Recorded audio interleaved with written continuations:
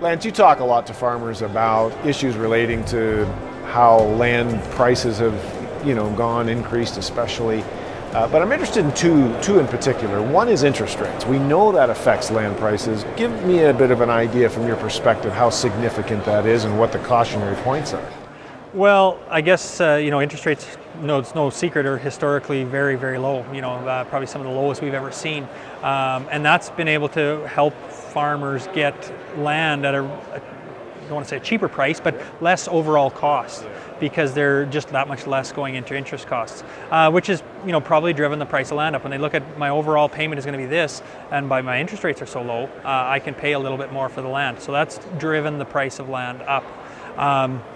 What might have been the other side of it, if you think of it from the seller's standpoint, what's possibly driven the price of land up as well is they're looking at where else am I going to put my money? If I'm going to take this cash out of the land, where am I going to put it? If I put it into like a similar low risk type of an investment, I'm looking at 0.5 to 1% rate of return. Maybe I'm better to own my land or make that seller pay a little bit more, so that I feel like I don't have to get a big investment return after the fact as well.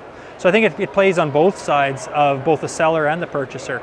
Definitely on the purchaser side, it's increased their cash flow because they're paying less interest costs. You actually mentioned that one of the factors impacting farmland is local farmers making emotional buying choices.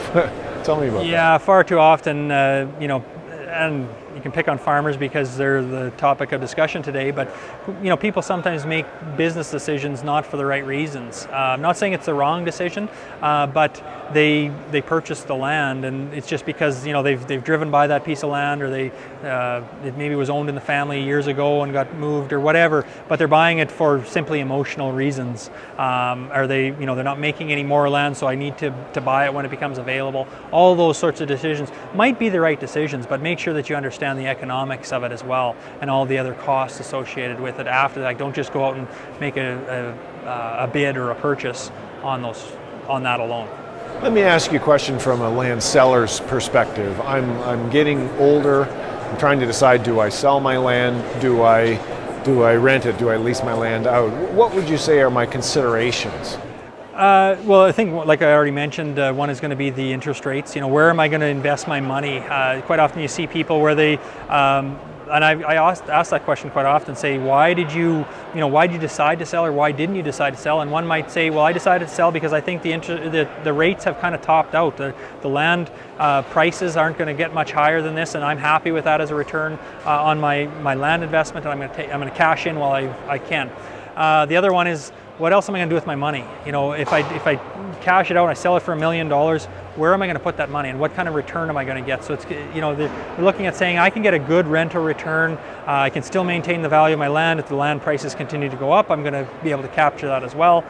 So I'm just going to hold my land. So the interest rates, I think, have had an impact on them making that decision as well, because there's just not decent returns for similar risk. There'll be investment brokers and investment opportunities out there that offer or advertise decent returns, but with that usually comes a lot more risk than that the owner would have with just owning their farmland. One thing I was interested in is the amount of effort certain farmers put in to relationships with people who own land. In other words, these guys were trying to rent land.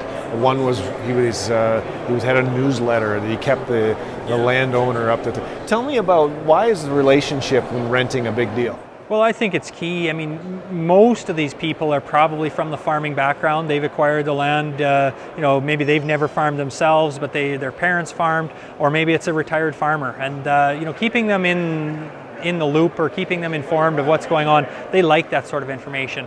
I think it also just builds a long-term relationship, so that they understand the good years and the bad years. Yep. And they can work with you to make sure that you're both going to stay in business and both get decent returns over the career that you guys are going to share together, type of thing. So to me, relationships are a big part of renting land. I don't want to be the person that's paying the highest land rent out there just for the sake of renting more land. I want to have a long-term relationship with that person, and where we both can feel good about owning or renting the land and making money on it. All right, always great. Appreciate the insight. No problem. Lance. Thanks, Kevin.